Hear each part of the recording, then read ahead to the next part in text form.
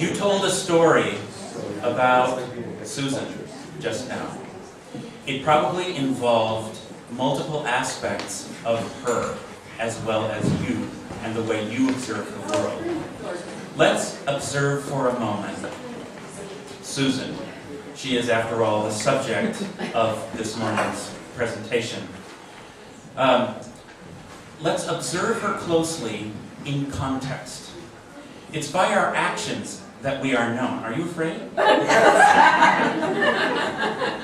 don't need to.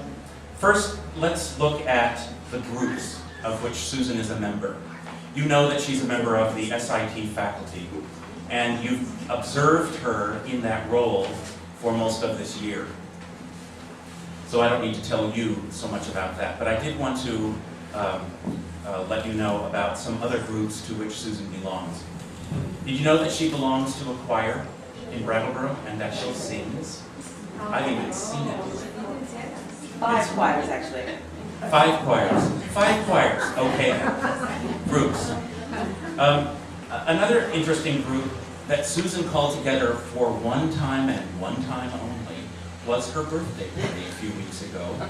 And the thing that I wanted to observe about those groups to which Susan belongs is that they're all meaningful human interactions with a purpose. Am I wrong? Good. Something else I'd like to observe is Susan's leadership. This is the contextual part. You know that she is the chair of the Summer MA TESOL. And while you may not observe her in that role very often, you know, or you can imagine what that might mean in terms of her interactions.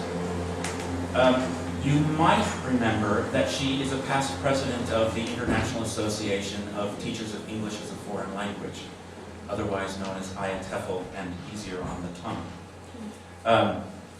So, as president of IATEFL, she was their chosen leader for a year promoting teacher learning. If you read her resume carefully, you've seen her resume, haven't you? Or the bio online? She was a past director of International House in London. Okay, I can see the fingers drumming on the armchair, which means that my 3 minutes is almost up. I wanted to call it, so those are aspects of Susan's leadership. I wanted to also call your attention to the fact that she is a published author. She is a presenter at multiple professional association conferences, and did you know that she keeps a daily journal and has for the last 30 years? How many volumes? 32. 32 volumes. Volumes. Okay, so I would take that as a close examination of Susan's curiosity, that she's actively engaged in an intellectual pursuit. She wants to understand the world, herself, and others. So what can we assume, or what assumptions can we make, what meaning can we make from the fact that the person we're about to hear from seeks membership in groups, is a leader, and is very curious? I'm going to let you make your own assumptions as you listen to Susan talk today, and then I'll be back for 2 minutes at the end. Ladies and gentlemen, Susan Bardhun.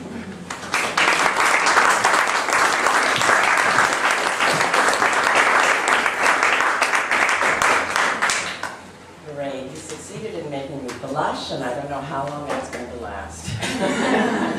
Thanks, Marshall. I was just thinking that I've spoken at conferences in like 30 different countries, and this is the first time I'm speaking at Santa Nona, and it's probably the most humbling event that I'm prepared for, because A, I know every single person in the room, and B, I know what your standards are. So it's a great honor that the students have chosen me to speak at this conference, and I want to share that honor by dedicating this plenary to Pat Moran, who's not here this morning. But Pat is, in my long career, probably the most inspirational colleague I've ever had. And this talk is about colleagues, and you'll see this reference at a number of times. And I'm just enormously grateful that Pat's last 8 years on the faculty have been my first as well. So can I ask for a round of applause for the gift that Pat Moran has given to me?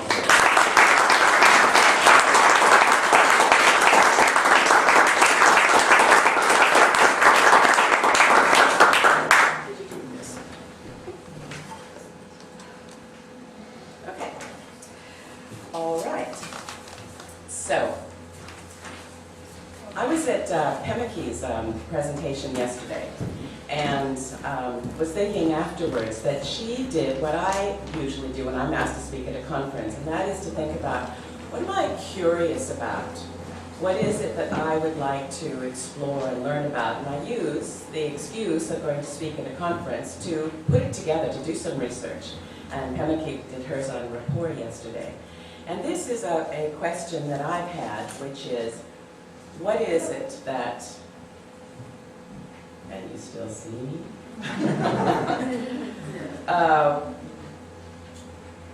Should we do it like that? Can you want more words? I can just, yes. Okay. All right, so what is it that helps great teachers persevere, master teachers, in spite of everything? So I've long been interested in things that are different from the norm. But my question goes beyond mere perseverance, what allows teachers to persevere. I'm also looking at teachers who continue to be energized, continue to be fascinated and happily committed to teaching. So these are the ones who keep going to conferences, who keep reading new books on teaching, who keep learning from other teachers and from their students. What is it that keeps these teachers developing in spite of everything? And what are the implications for teacher education? So my talk has got 5 different parts. And you have a blue paper in front of you, which has got a graphic organizer that divides my talk into 5 parts. So this is S.I.T, so you didn't expect you're really going to just sit there and watch me, did you? No, you're not. So, what you're going to do is, I'm going to stop before each section and give you a little bit of time to figure out if the topic is, the first topic is, why do teachers go into teaching? So I'm going to give you just about 30 seconds to write down. What do you predict? What do you think I'm going to say? And then afterwards, I'll give you just another half a minute to see what it was that you learned, something that you didn't know that you heard me say. So, the first one, under number 1, what I predict. What do you think I'm going to say about why do teachers go into teaching in the first place? Half a minute. Write one thing down.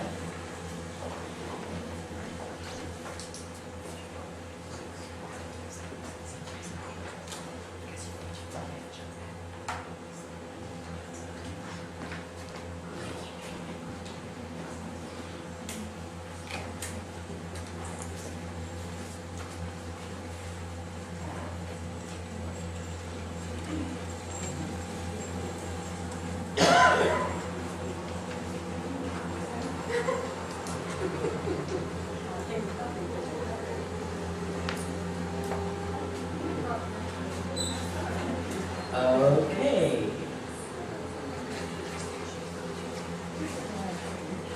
So, what I've done is I've done some of my own research, and I've done a lot of reading, and this is what I've come across. When the literature is talking about why teachers go into teaching, they're divided into 3 different areas.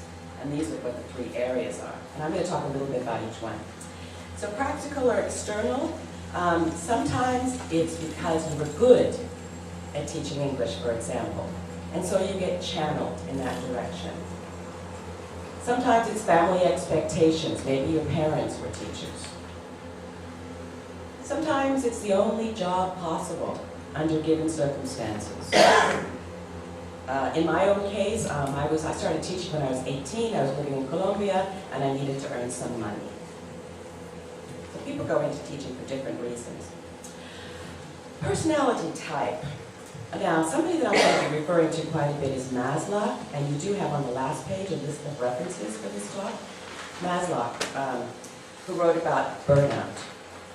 And she wrote that those of us who choose the helping professions, and those are nursing, social working, teaching, maybe conflict transformation, working for aid organizations, we go into these teaching because we have high needs for approval. Teachers in the room, are you resonating with this? Yes. High needs for approval and heightened expectations of ourselves. So I'm going to be referring also quite a bit to Sonia Nieto's book, What Keeps Teachers Going, which is half of my title. And she did a study on teachers who stay in teaching in challenging circumstances. And she found that of excellent teachers, it's the opportunity to teach well and to know that it matters. One person in her inquiry group wrote, "Teaching is a life's work that's very, very dignified and very high level because you grow every day. You learn every day, and you change people's lives. And I don't know what else there is." An author named Intrater, who wrote quite a bit about Parker Palmer, once said, from one of his students, quoting one of his students, "One of the first things I learned when I started college was which teachers to take and which to avoid." There are two lists that students circulate to each other: teachers with heart and teachers without. Teachers with heart are passionate, caring, alive, present, inspiring, and real. I'm drawn to these teachers because they possess a love for what they are teaching and for their students. There was a study done in the year 2000 of teachers in public and private schools in the United States, and out of 900 teachers surveyed, 865 believed that only those with a true calling should become teachers. While 72% said that what was most important in teaching was contributing to society and helping others. So, to sum it up, now some of these quotations I'm going to read to you, and some I'm going to let you read. This one I'm going to read to you. People are called to teaching because they love children and youth, or because they love being with them, watching them open up and grow and become more able, more competent, more powerful in the world. They may love what happens to themselves when they're with children, the ways in which they become their best selves. Or they become teachers because they love the world, or some piece of the world enough that they want to show that love to others. In either case, people teach as an act of construction and reconstruction, and as a gift of oneself to others. I teach in the hope of making the world a better place. All these quotations are in the blue handout that I've given you to look at later. Okay, so the third on that list was passion. And so I'm going to differentiate between what passionate teachers are and what passionate teachers do. So I'm going to let you read this next one by yourselves.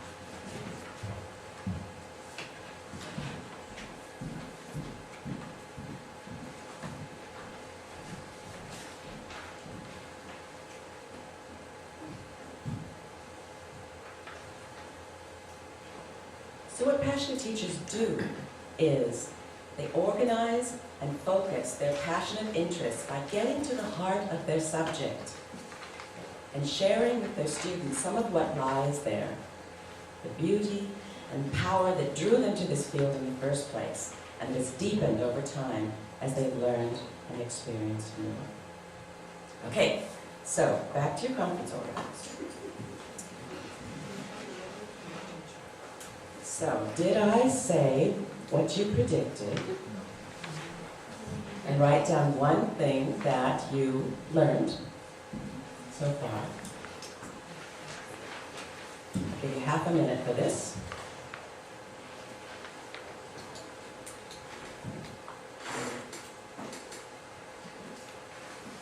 And you can always do this with a partner if you want to.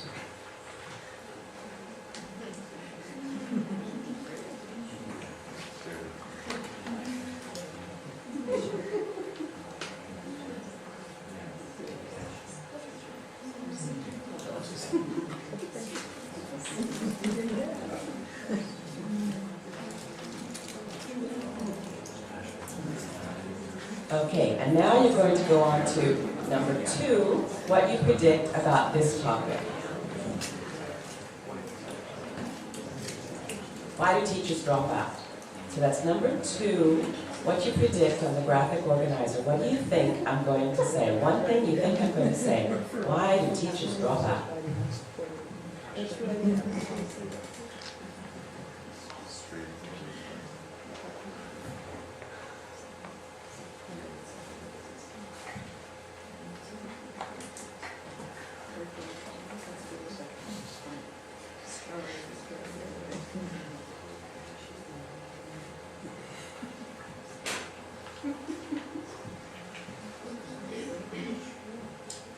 Okay, I'm going to divide this into, I'm going to give you some facts, some statistics, and then I'm going to give you reasons, which I've put into 3 categories. So, facts. Even under the best of circumstances, and teaching is a demanding job. And most teachers do not work under the best of circumstances. The enthusiasm and idealism that brings them to teaching dissipates quickly for many. About 20% of new teachers leave during the first 3 years of teaching, and that rate is increasing. Even more alarming, the schools most affected by teacher dropout are those that would most benefit from stability in the teaching force. Researchers have found that nearly half of all teachers in urban public schools quit within the first 5 years. And it's not because of the salary. So what are some of these reasons? I've divided it into 3 areas: burnout, isolation, and lack of status or rewards. So this is the definition of burnout that I'm using.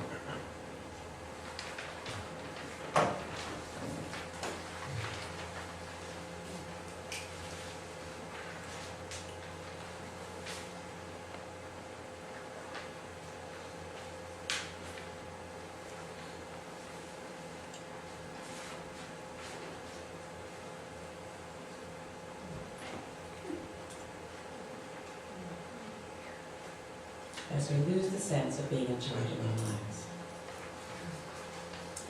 And the 3 sources of burnout are involvement with people, the particular job and its environment, and the personal characteristics of those of us who choose the helping professions.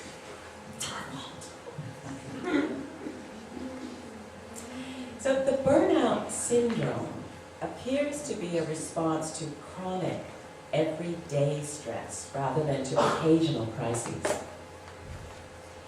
Teachers, especially those in less than ideal learning environments, often find themselves involved in a continuous and limited focus on what their students are not able to do. And as our view of people is affected by their responsiveness to us, in spite of all our efforts to make an appreciable difference in someone else's life, development as a learner, nothing has changed or improved. Feelings of personal failure and ineffectiveness may set in, and it becomes all too easy to blame our students for their problems by seeing them as inherently defective or unmotivated, bad, or weak.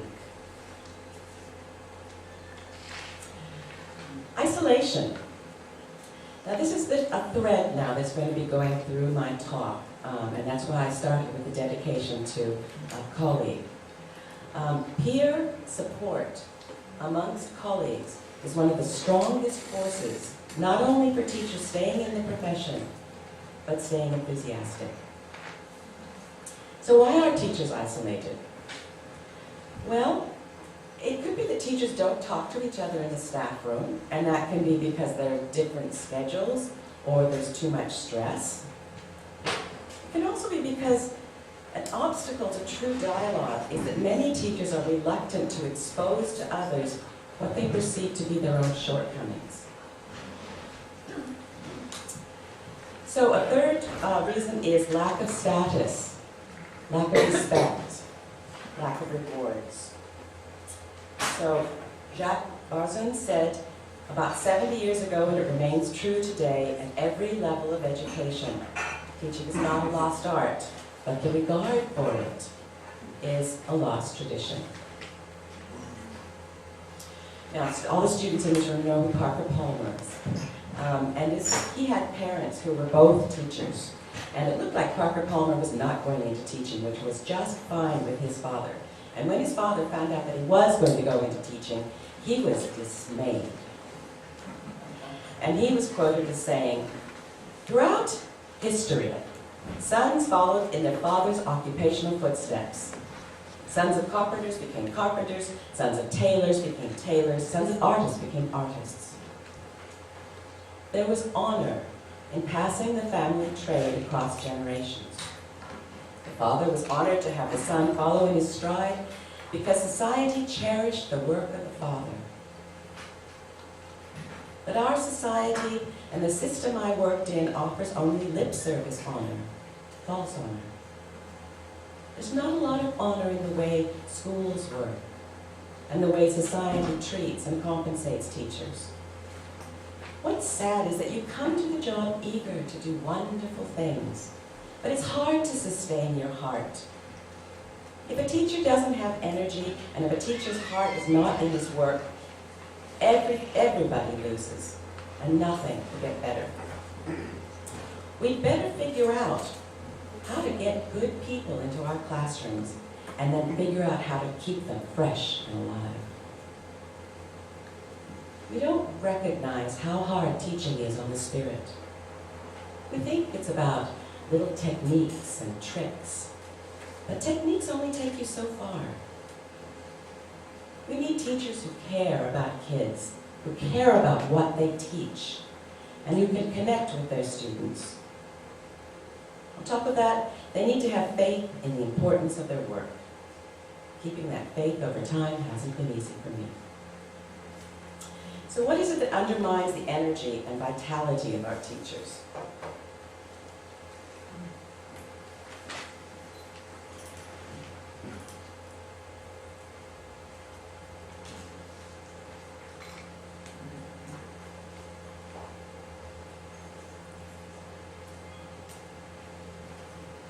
Okay, that's the end of the downer part of my talk.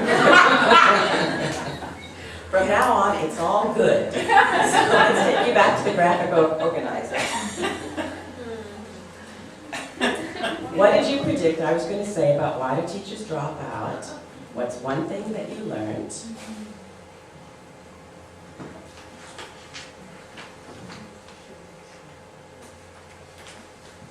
Half a minute for this.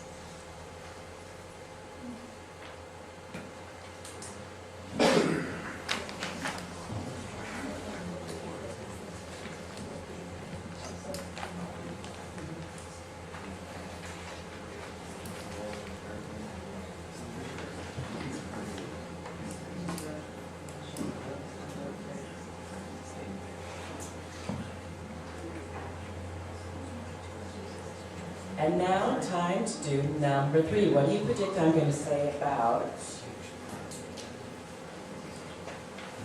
Oops. No, don't go away. Why do teachers stay and teach?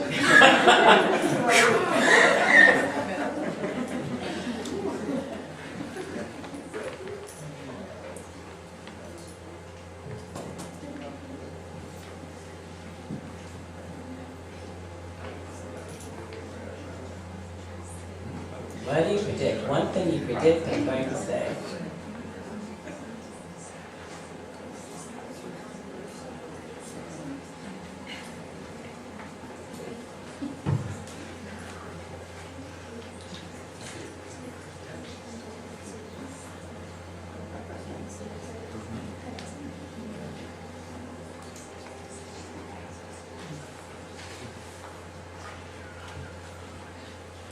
Okay.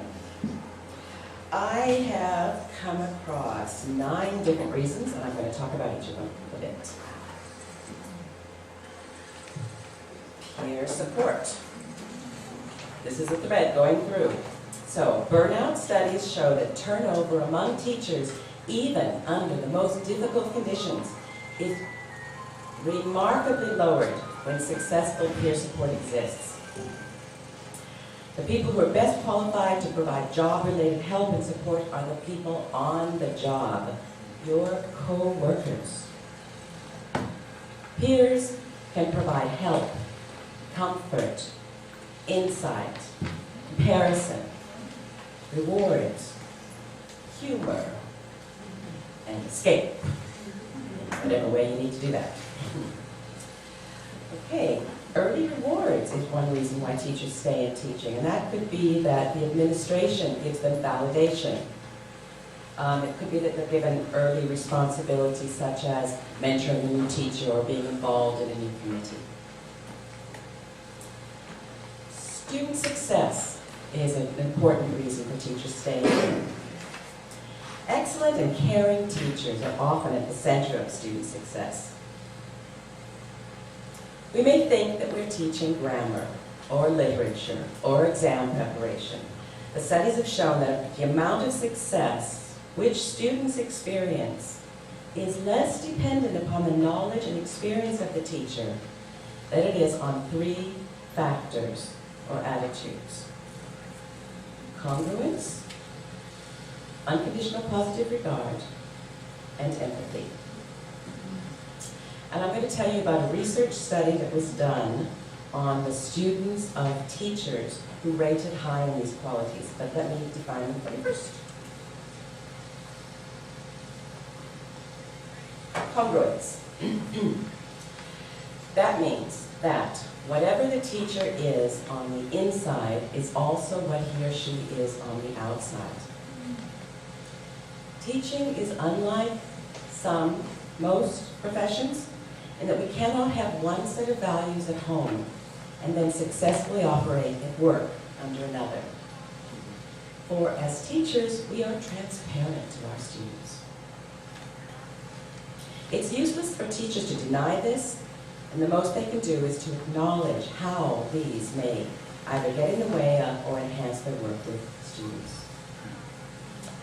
These ideas come from Carl Rogers, who, in Freedom to Learn, described a congruent teacher as someone who is engaged in real-life activities that are meaningful to him. He isn't just filling the hour or entertaining the students. For him, it's the real thing.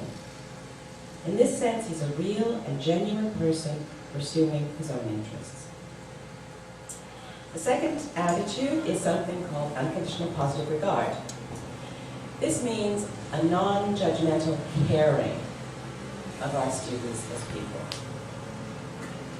When students feel confident that we will value and accept them for who they are rather than who we want them to be,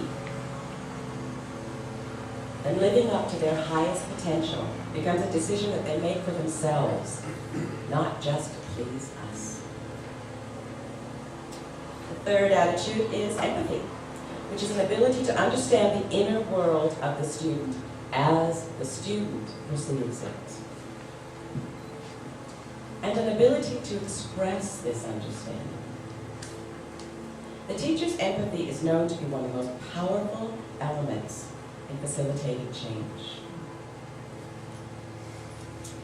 So there was this major research project that was done. It was back in 1976, but it's still very relevant, by Aspie and Robot. And they wanted to find out how these three qualities affected learning. So they recorded and assessed nearly 4,000 hours of classroom instruction from 550 elementary and secondary teachers. And they found that students whose teachers were high in congruence, positive regard, and empathy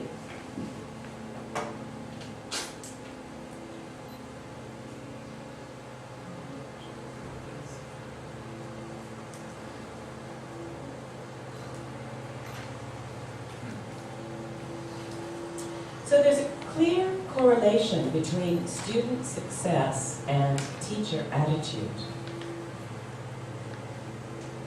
So that's Carl Rogers. Sonia Nieto came up with 13 traits in successful teachers. So teachers who have culturally and linguistically diverse students, the teachers who stayed in the profession, she found,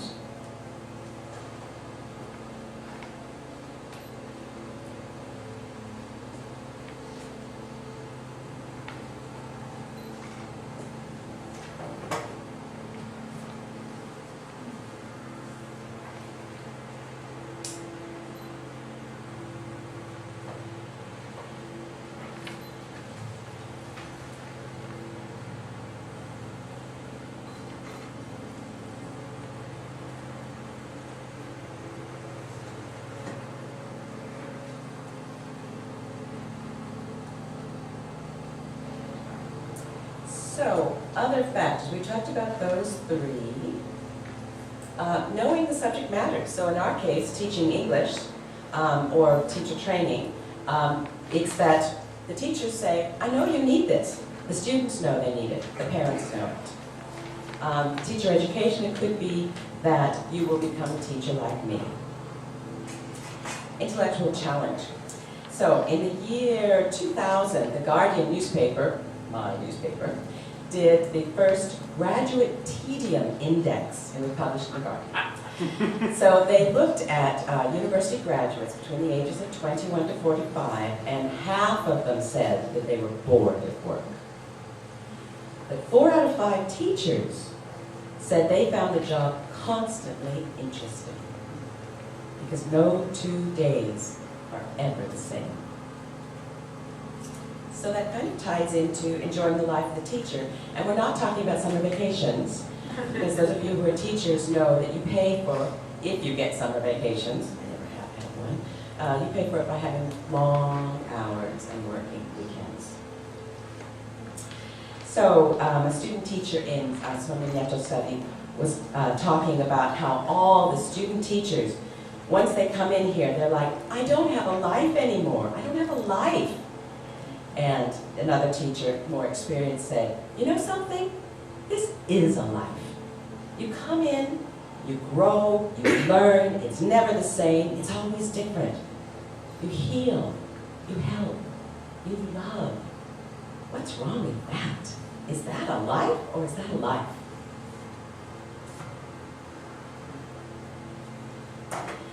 In The Dialectic of Freedom, Maxine Green explains why many teachers, in spite of the hardships and low status and working conditions, continue to teach because of abiding faith in the promise of education. For those who remained in teaching, many for more than 20 years, it was because of hope, optimism, faith, confidence in trusted colleagues, even though hope is constantly tested.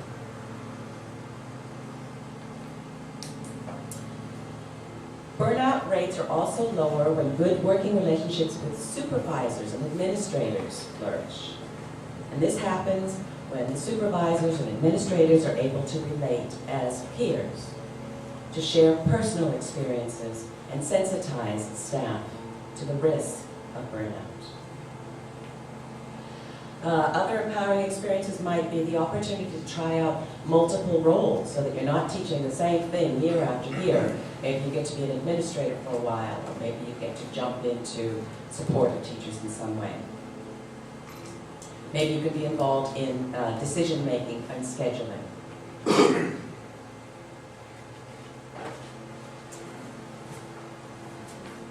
So on the subject of taking risks.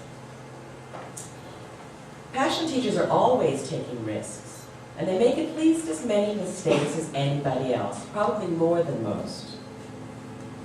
What's different is how they react to their mistakes. They choose to acknowledge and learn from them rather than to ignore or deny them. Thus, they help make the classroom a safer place for students to make their own mistakes and learn from them. Okay, now, my interest goes further than this. My interest is, why do teachers keep developing? So let's go quickly back to the graphic organizer. Did I say one thing? Why do teachers stay in teaching? Is the thing that you predicted? Did I talk about it? And is there something new that you came up with? Half a minute.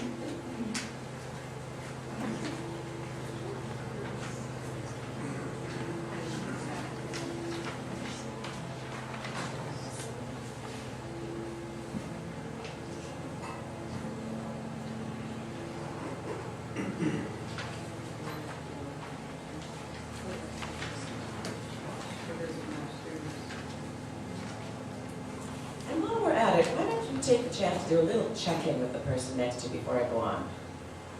How's it going for you? Are you predicting things that I talked about? What's new for you? I'll give you a few minutes for this.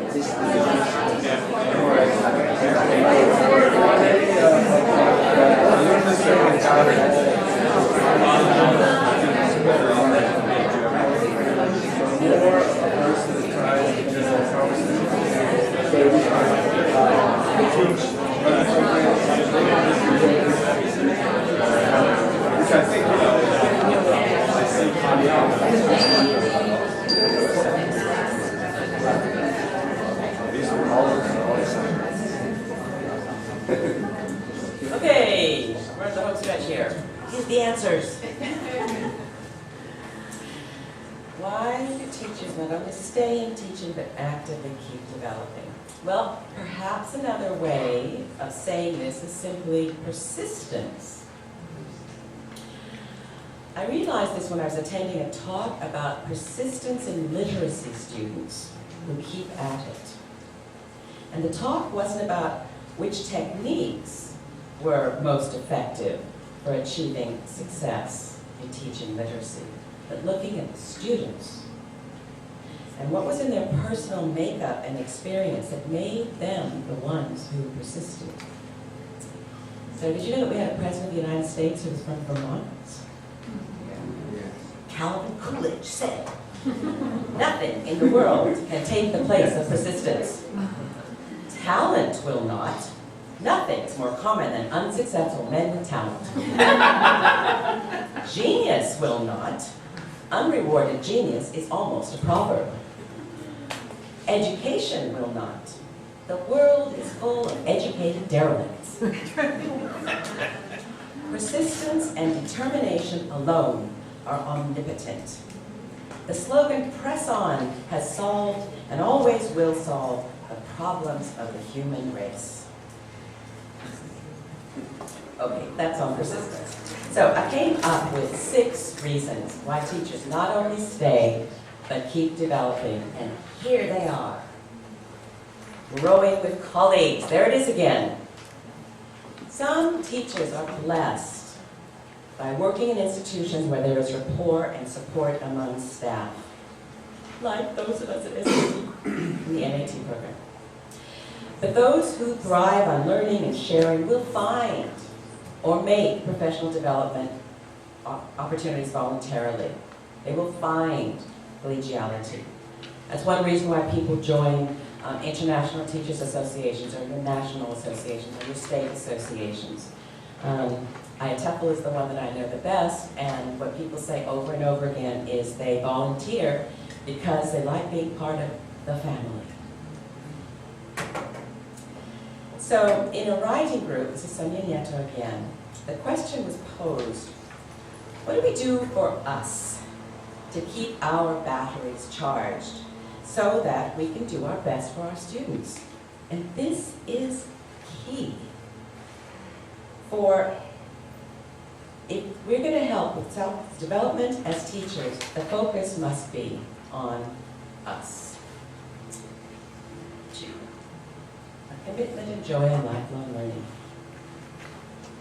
Somebody in Nieto's inquiry group wrote, "My faith in my students is an extension of the confidence I have in myself as a person and educator.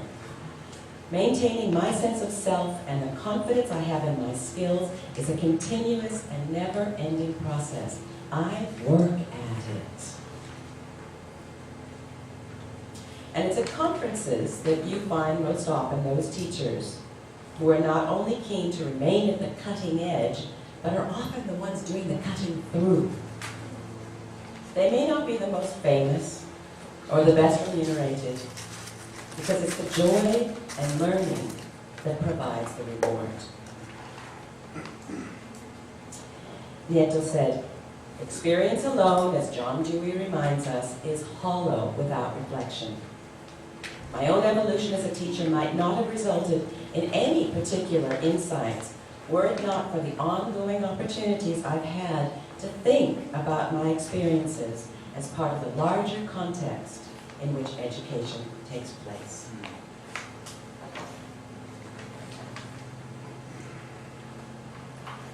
Good teachers think deeply and often about the craft of teaching and the process of learning. They're not simply technicians. Excellent teachers are engaged every day in intellectual work, the kind of serious undertaking that demands considerable attention and thought. As intellectuals, they will combine reflection and action. Henry Moore wrote,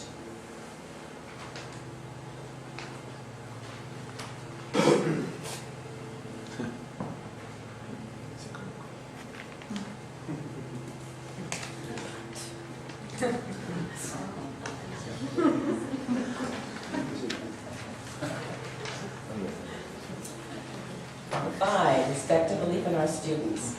Mike Rose, in the book Lies on the Boundary, described teaching as a kind of romance, with the teacher as the wooer, giving a pat on the back, offering conversation. Intriguing and novel imagery of what we do. The love for our students is one major impetus for keeping our passion for teaching alive.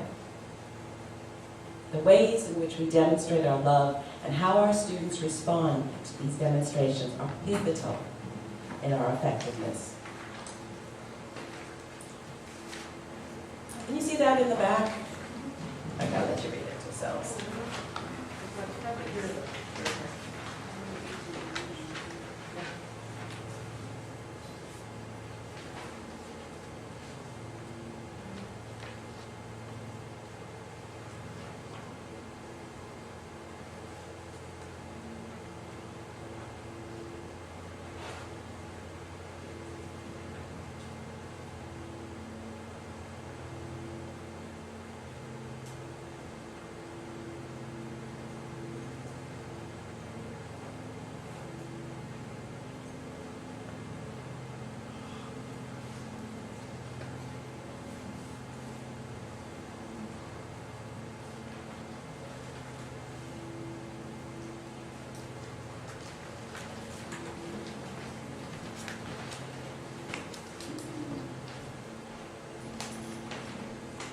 And the sixth, congruence, presence, jazz. Parker Palmer wrote, "In every class I teach, my ability to connect with my students and to connect them with the subject depends less on the method I use than on the degree to which I know and trust my own selfhood, and am willing to make it available and vulnerable in the service of learning." I'm still in touch with a student who was part of my MAT group, Peter Messenger, some of you may remember him. And he's been teaching for a long time. And he said, for those of us who stay in the profession and continue loving it, the increasing fascination is with presence. Carl Rogers wrote, "We teach who we are." So the key word is balance. Giving both to and of self. All right. What are the implications for teachers' education? Did you know that graduates from the MAT program stay in teaching longer than other master's programs? Consistently. The research has been done on it. So what are some of the implications? Certainly one is that awareness of